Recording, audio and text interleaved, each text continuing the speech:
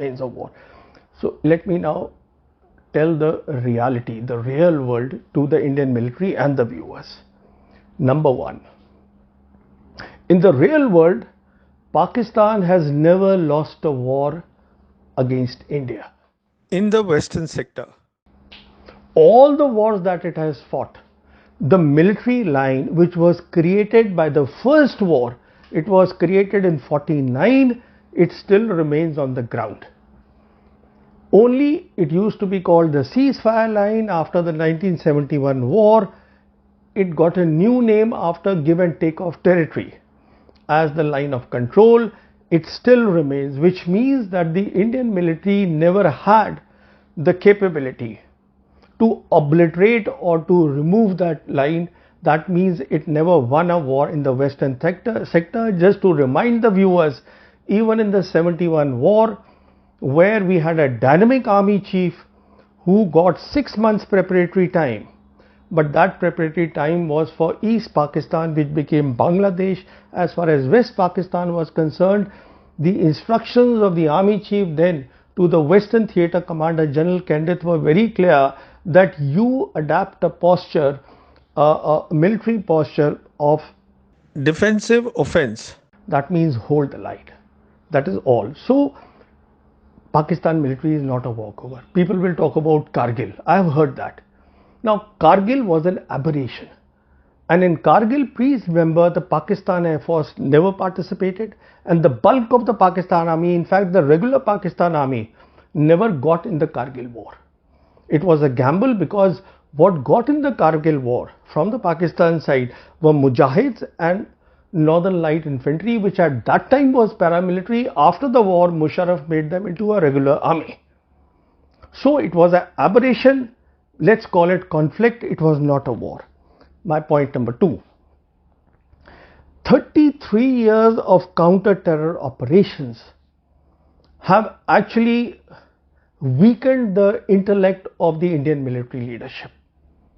Why I say that is, there is this the Kargil Review Committee report which came out in 1999. Now this is what it has to say. Successive Indian Chiefs of Army Staff and Director Generals of Military Operations told the committee, which is this committee, that bringing to bear India's assumed conventional superiority against Pakistan was not a serious option in the last 10 years. Why 10 years? Because our army started counter-terror operations in 1991.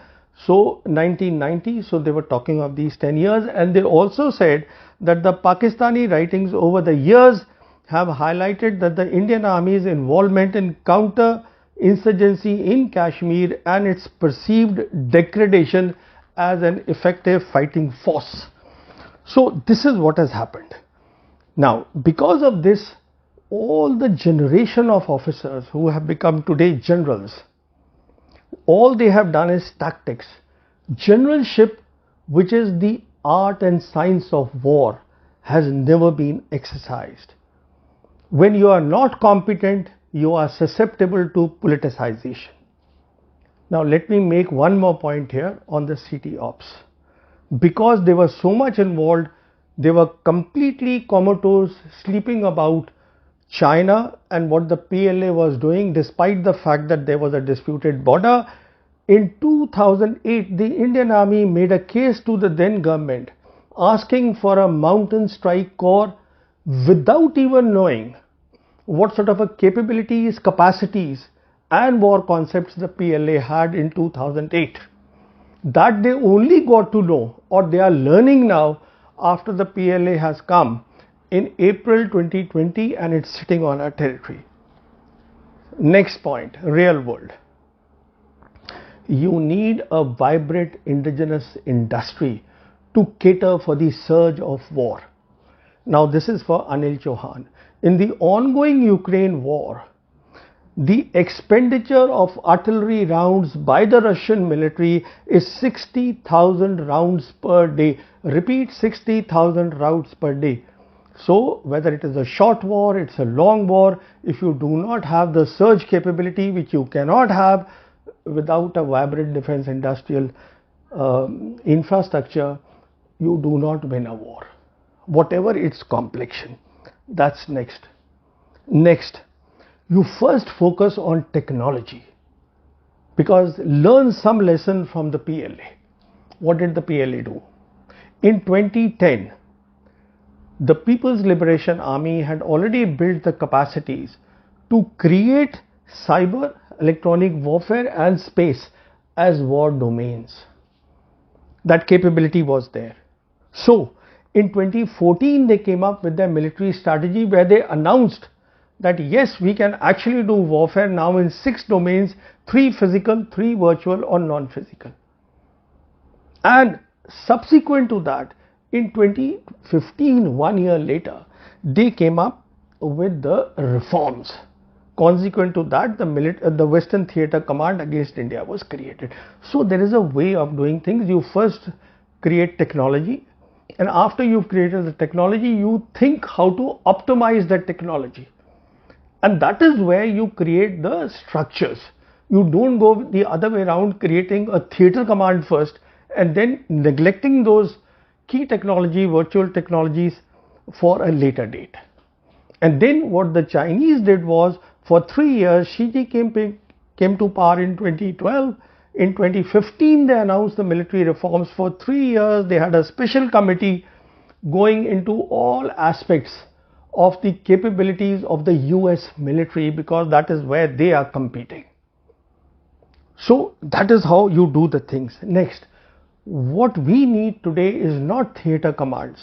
We need today is robust and redundant communications between the 3 services, communications which are able to take on the adversarial effects of cyber and electronic warfare in both the areas where the PLA is at the cutting edge of warfare. That is what is required. Then there is a need to think deep about the transition of warfare, transition of technology, transition of war concepts, because after all the world is moving towards robotic war. And now I will say the last thing which should be considered very seriously by the Indian military.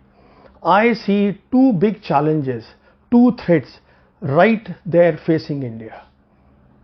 One is the PLA is prepared for a war with India. It has been there for the last 3.5 years.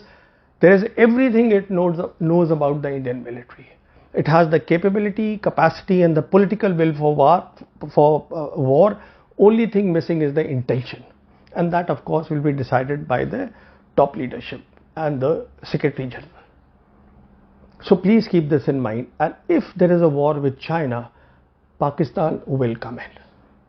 But there is another scenario which must be taken more seriously, and that scenario is, if Pakistan goes to war with India, what will happen? Now they were a match in all the earlier wars, because as I said, the military line has never been obliterated. That means at the operational or the campaign level of war, they matched the Indian military. Now they will overmatch. And there are 3 reasons why they will overmatch. One is interoperability. I don't have to explain this. I have done it in my earlier videos. Second is interchangeability.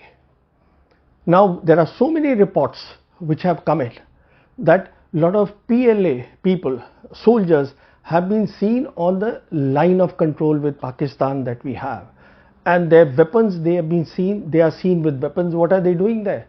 Then we already know for the last 2 years, senior military officers of Pakistan military, they are embedded with PLA's Western Theatre Command, and at the highest level with PLA's Joint Staff Department.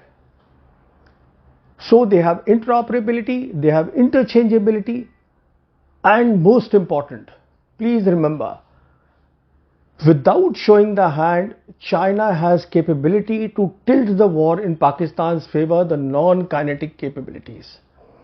What is called the non-physical capabilities or the virtual capabilities of cyber, of space, and they can provide 20/7 situation awareness to the Pakistan military. So please keep this in mind. So Of course, this will not happen. If I was to give some assessment, I would say, for God's sake, build on technology first. Take that what you are getting from the Americans, but this 3-stage that the Americans want you to do, that first you do your theta commands, which is the jointness of the 3 services, then you come to the level of MDO, which is then you start working on your non-physical capabilities and the integration, and then come to the level of robotic war. I think this can wait for us because we already have lost a lot of time. Thank you so much.